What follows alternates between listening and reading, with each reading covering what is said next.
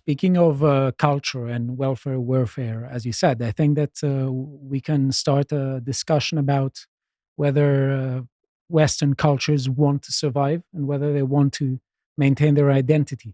And I want to say that a lot of people, especially young people, don't know what we celebrate on the 11th of November. And I don't know about you, but I think that one of the institutions that celebrates all year, basically, is the UN. So let's see what the UN celebrates. If we scroll down and we go World Braille Day, I saw that. to November, just November, they're basically having a So ball almost all every year. day of the year, they've got something. Yes. A So day of hopping on one leg and rubbing your head at Oh, the same oh time. yeah. I can't help but notice that the 11th of November is weirdly absent. Oh, yeah, that's it's strange, isn't absent. it? And you know what is present? 5th of November, World Tsunami Day awareness. Yeah. 6th of November, International Day of preventing the exploitation of the environment in war and armed conflict. Right. Men's Day is 19th of November. Oh, Do you know what the UN celebrates? World Toilet Day. Yeah. So on my birthday, it's the day of prevention and healing from child sexual exploitation, abuse, and violence. That's unfortunate. So It's this weird sort of collection of patron saints, isn't it? yeah, and just to show the difference, the UN does celebrate Women's Day on the 8th of March. So I think we should International Mother Language Day. Yeah. World Day of Social Justice. World Is this sure this hasn't been written by Monty Python? Or something? It should have been, yeah. Hi folks, we've rolled out a new feature on the website, which is the ability to pay for an individual piece of content. So usually it's £5 a month every month to subscribe to all of the content on the website.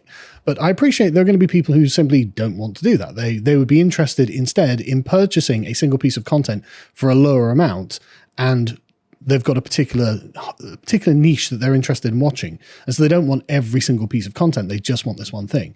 So we've introduced this function where you can just simply purchase the one thing for £1.89, which I think is about $2.30 at the current exchange rates. And then that's just yours forever. So there's no sort of commitment there. There's no rolling subscription. It's just that one thing. So that's an option now that's on the website. It's completely live. It's completely available. And please go and enjoy it. And we'll see you all very soon. I think so. Anyway, Global Tourism Resilience Day. Tourism resilience. What's Yeah, I that? don't know. You go to Spain, it's 40 degrees. It's Zero really difficult. Discrimination Day. International Day of the Arabian Leopard. What? Well, that is my favourite day. I mean, Well, I to be like fair- Arabian leopards as much as the next man, but the entire day, every year. That's been my favourite so far. To be So- fair. I think we should talk about Armistice Day. And Never heard of it. Wasn't on the UN's list. yeah, I know what you're but talking about. it's important that it is a day, whereas a lot of the things we talked previously about Yeah. are months. Yeah. Like we had the Islamophobia Awareness Month that we talked in the previous Black segment. History Month. Exactly. It's November's Trans Awareness Month. I've been reliably informed by Twitter. Oh, great. Yeah. So basically, it's Armistice Day. It was an agreement to end the fighting of World War One, which preluded the peace negotiations. And as it says here, from the Royal British Legion, at the 11th hour on the 11th day of the 11th month, we will remember them. And let us say something about Remembrance Sunday. It says here, Remembrance Sunday is a national opportunity to remember the service and sacrifice of all those that have defended their freedoms and protected our way of life. We remember the armed forces and their families from Britain and the Commonwealth, the vital role played by the emergency services and those who have lost their lives as a result of conflict or terrorism. So one thing you can say here is this is important to the British, to the British community. This is important. My dad was a sergeant in the RAF for 25 years. So every year we would have some of this. I'd be growing up in military camps. So every year we'd have, these sorts of things plastered everywhere, which is fine. And it's totally normal. It's kind of mundane to me, actually. But I think, it's just become apparent that this is just not what the British remember now. I think there's also Veterans Day in the US, I think. There is, yeah. I think Oh, yeah. for people outside of the UK, I think people don't necessarily realise how significant this is culturally for us, because I remember growing up and talking to my grandparents about what they did in the war. All of them were involved in some way. And it was a point of immense pride that they actually did their bit for their country, and they spoke of our resilience with a certain amount of they would highlight the virtues to me and say, listen, this Sort is of what we did. nostalgia, right? Yeah, and it's also nice because you're having a nice time where you're being told a story by your grandparents, and it's one of those things that I think is kind of a soft spot. And I think that both World War One and World War Two are particular cultural touchstones, even to the modern day. Of course, people reference figures in World War Two all the time as a reference point for politics, don't they? And I think that that's because of how much space it takes up in the public consciousness. How much the 20th century shaped Britain Yeah, to of now. course, yeah. Well, I obviously, as an ex-soldier, and I've never missed a day at the Salad, once a year. The thing that disappoints me, I tell you what, the thing that disappoints me, it is, the anniversary of the Armistice, which is fine, and that's as it should be. But it is a memorial service. It isn't just celebrations. It's a memorial service, and it's called Remembrance. Now, the problem is we seem to have learnt nothing. We've learnt nothing. You would think with the horrific casualties, 3 million of the British Empire alone in the Great War, over 300,000 in 1939-45, and including many from the Indian Army and the subcontinent who fought very bravely in Burma on the side of the British. Well, they were British Empire. I'm very proud they are too, I can tell you. I know many of them. But we've learnt nothing. We seem to be rushing to a war every 5 minutes if we possibly can. We are such a warlike people. I mean, I know we carry on the coattails of Washington. Whatever Washington says goes. But we can't keep our neb end out. We couldn't keep our neb end out of a conflict in 1914, which was nothing whatsoever to do with us. We didn't get involved in the Franco-Prussian War. We didn't need to get involved in 2014. But we've already got special forces in the Ukraine. We're sending missiles to the Ukraine. We're sending observers or whatever they are to the Israeli-Palestine conflict. It's got nothing to do with us. That, as we're looking at that screen now, is what comes of it. Dead soldiers, dead young men, maimed young men, wounded young men, to no purpose. And my thesis when I graduated from the Royal College of Defence Studies was the futility of it all, the expense of it all. Can anybody tell me of a major war where anybody actually really won? Nobody gets anything from warfare. It's just a waste of time and money and young men. It's terrible, and we don't seem to have learnt anything. Very well said. And one thing that I want to say is that it is a bit tragic that it is just a day, whereas it should be the whole year, in a sense. And what do I mean by that? I don't mean that the ceremony should take place on a daily basis, but people in their behavior should act as if they have learned the lesson that you say they haven't. And anyway, I think that it's important to talk a bit about the history of the poppy. I think that you're a military historian, you know much better than I do about it, but from a kind of research I did, I think that the poppy is a symbol of remembrance. It grew and it was quite resilient in growing in the battlefields of the Western Front of World War One. And there was a Canadian doctor called John McCrae who lost his friend, and he wrote a poem called In Flanders Fields. And then there is a kind of disagreement. I don't know what version you think is right, but who had the idea and who was influenced by that poem? Was it the poppy lady from France, Anna Guerin, or Moina Michael from America, who had the idea that poppies should be sold as a symbol of remembrance in order to aid ex-servicemen and the families of those deceased? But I think that, in a sense, this is a really interesting and important tradition, that it is a pity if it gets desecrated by people who disrespect it. Who might be interested in desecrating one of our few remaining sacred traditions? Well, dare I ask? Well, and the question is whether there are also people from within Western cultures who want to do this. Sort of like, is it called fifth column? Yep. Fifth columnist. Yes. Yeah. Because there are people in Western societies who hate their countries. Yep. Most of the people in our government hate this country. And it goes back to Jim Callaghan. Jim Callaghan, when he was Prime Minister, was a neighbour of ours. He lived down the road, would you believe?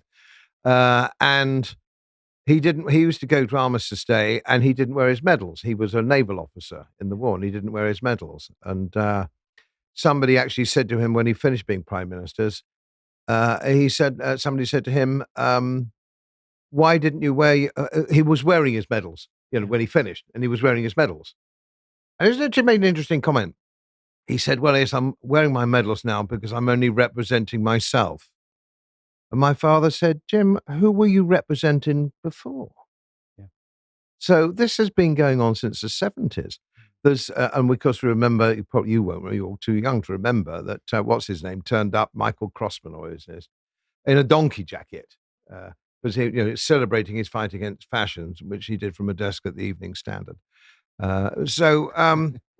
Yeah, it's these people they just don't like us. They don't like, and they're our government. I mean, we know the French don't like us, but our government's full of people who hate us, hate our traditions, and we seem to just roll over, don't we? As a nation, we just seem to roll over. But there is an extra element into it, I would say, because on the one hand, there is a financial issue that has to do with aiding veterans and their families. But on the other, there is also a cultural issue. But I think that we should focus a lot on this.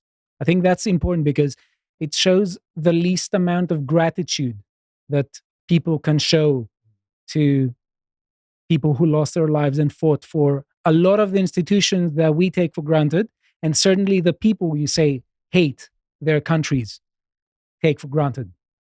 Because I'm sure that they wouldn't like living in different kind of societies, especially maybe if they thought that they could get away with it and strike a particular kind of deal, maybe yes.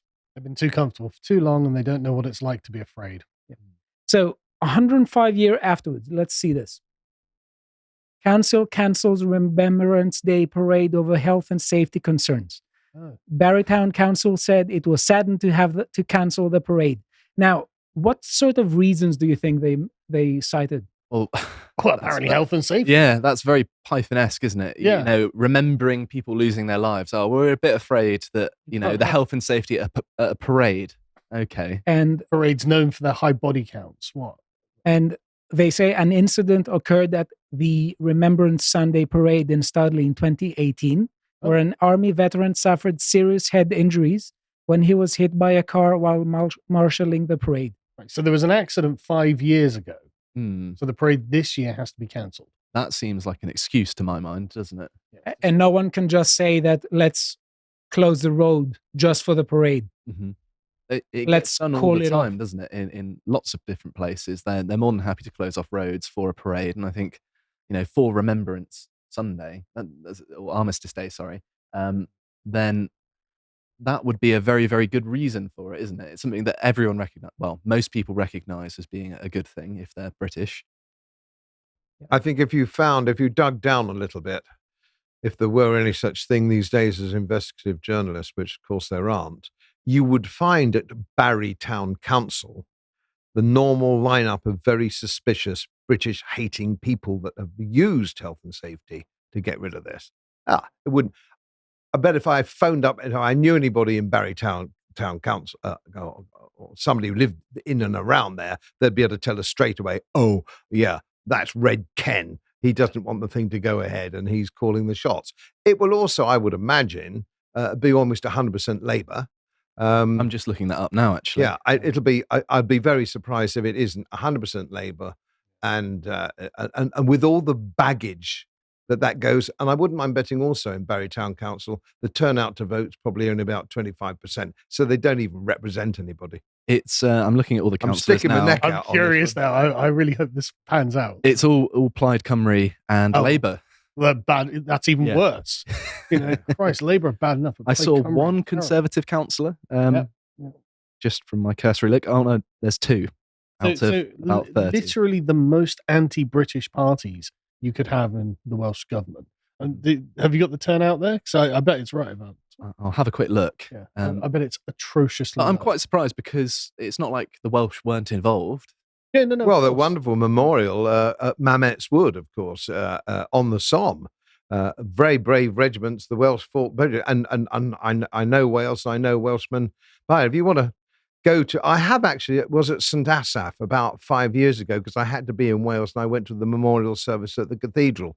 You want to hear the voices raised, at the end of it, at the end of the thing. Absolutely moving, so moving. Yeah, there's no shortage of patriotism in Wales. They just vote in these appalling people. Drakeford. I mean, where did they dig him up from? It's because they call themselves Welsh nationalists. It's like a wolf in sheep's clothing. So let us go to London. It says here, pro-Palestine activists planning million-strong march to disrupt Remembrance Day.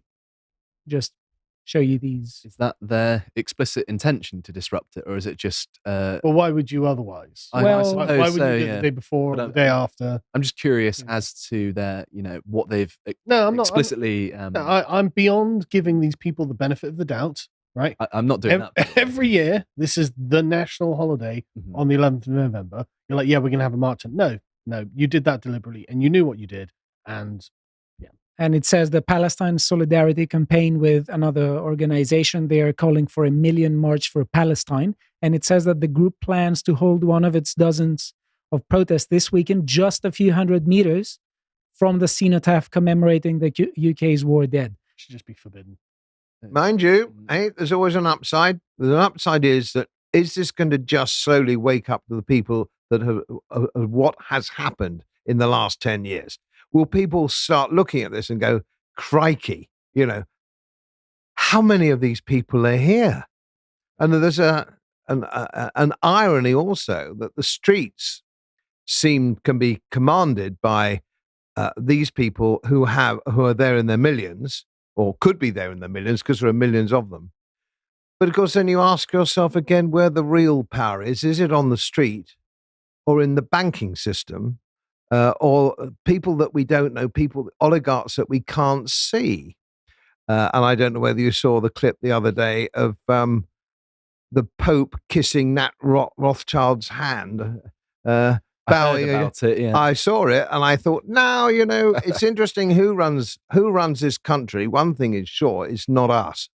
Have you seen the image? I think it's one of the Rothschilds poking his finger into Prince Charles's chest. That, yeah. Yep.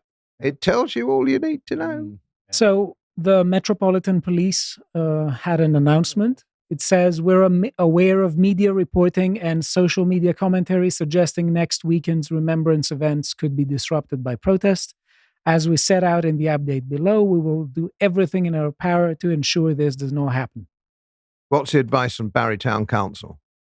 I mean, the Mayor of London could just say, you're not allowed to find out the turnout. Cancel it. No, yeah, the thing is, to protest in London, you've got to get permits, right? As in, if you want to go and protest outside of Parliament, you've got to get a permit. So someone has stamped off that permit.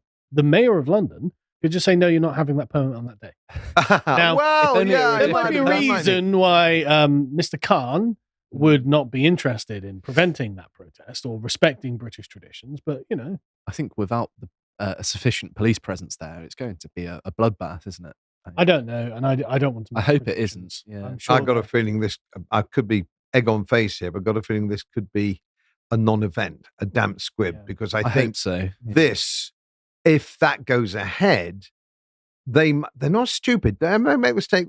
These people are stupid. They know if they really want to turn people away, ordinary people who might be feeling very sympathetic at the moment to the Palestinian cause, if they want to turn that off, that will go ahead, which again begs the question then, who's really behind it? Who's the power behind the throne letting this happen, one wonders? Because that will certainly turn people off the Palestinian cause, which at the moment is getting a lot of sympathy. Here we see the call to march, the Million March for Palestine, London. Let's make this the biggest march in history. They're saying Saturday, 11th of November.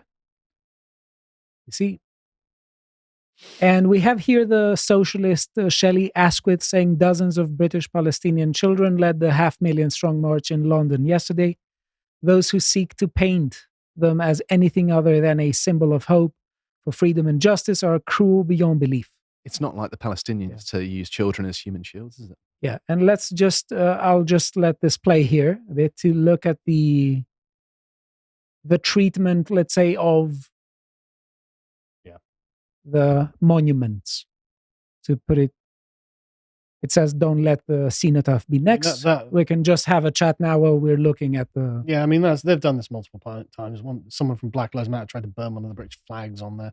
Yes. I'm just tolerating these people. But there's a question when they're talking about freedom and justice and whatever. What do they have in mind? Because I don't believe them. Yeah, well, they're not worthy of being believed. Yeah, their justice is their power.